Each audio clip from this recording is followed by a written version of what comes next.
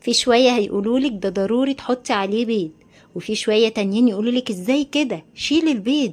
تعالي اقولك هتعمليه ازاي وكل اسراره باذن الله في الفيديو ده. هيطلع معاكي احلى من الجاهز اللي بتدفعي فيه مبلغ كبير جدا، واراهنك على كده. هاتي كوباية سمنة على زبدة، وممكن سمنة بس وممكن زبدة بس، لكن الخليط ده بيدي طعم حلو قوي.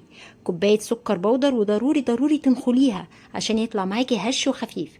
قلبي السكر مع الزبدة والسمنة زي ما انت شايفة، مش ضروري عجان او مضرب كهربائي، بالمضرب السلك العادي لحد ما يبقى قوامه كريمي.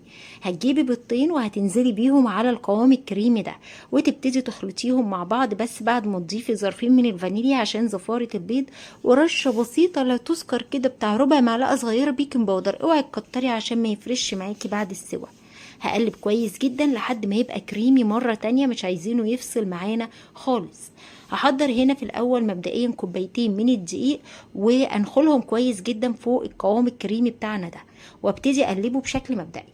وهجيب الكوبايه التالتة، بس مش هاخدها كامله، هاخد نصها بشكل مبدئي برضو. هو كل خليط بياخد 3 كوبايات الا ربع، بس انا هقولك ليه بقسمه دلوقتي. خدت نص كوبايه الاول، يبقى دول مجموعهم كوبايتين ونص من الدقيق، وبعدين قلبتهم ونزلت بنص كميه العجينه في بوله تانية. هي ناعمة جدا وما تنفعش تتشكل، فهجيب ربع كوباية من الدقيق على بولة، والبولة التانية هحط عليها كاكاو. فاحنا هنعمل جزء بالكاكاو وجزء من الفانيليا. طبعا انا مش عارفه قلت لكم في بدايه الفيديو ولا لا، ده يا جماعه كوكيز العبد بكل اسراره. هيطلع معاكي احلى من بتاع العبد كمان، تحفه وناعم جدا وهش وخفيف قوي.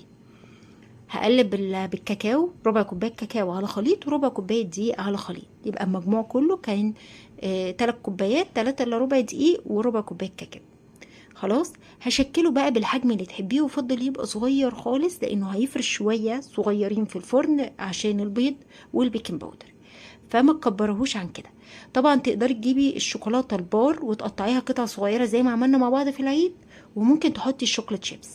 ده هدخله الفرن ما بيرتاحش ولا اي حاجه، على 140 لحد ما يستوي وياخد لون بسيط كده. ولو حابه تفتحي الشوايه هتفتحيها. جبت الفانيليا وبنفس الطريقه شكلتها في الشوكليت شيبس ونزلتها كده، وزي ما بقولك تقدري تحطي بالشوكولاته البار العاديه، وبرضه هيخش الفرن على درجه حراره 140 لحد ما يستوي ياخد لون خفيف ذهبي. خرج معايا من الفرن بالشكل الحلو ده، ما فرش قوي، بسم الله ما شاء الله زي ما انتم شايفين كده. الصاج قبل ما يبرد كان اتاكل منه بالهنا والشفا.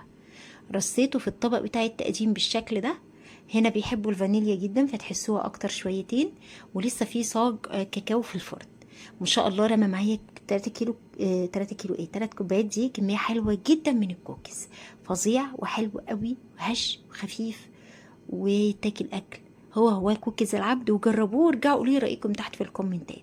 متاكده ان هيعجبكم جدا وهتدمنوه، وولادكم هيدمنوه بالطريقه دي، ومش هيجروا في الهايبر ماركت يشدوا الكيس بتاع العبد مره تانية ابدا بعد ما يدوقوا الطريقه الحلوه دي.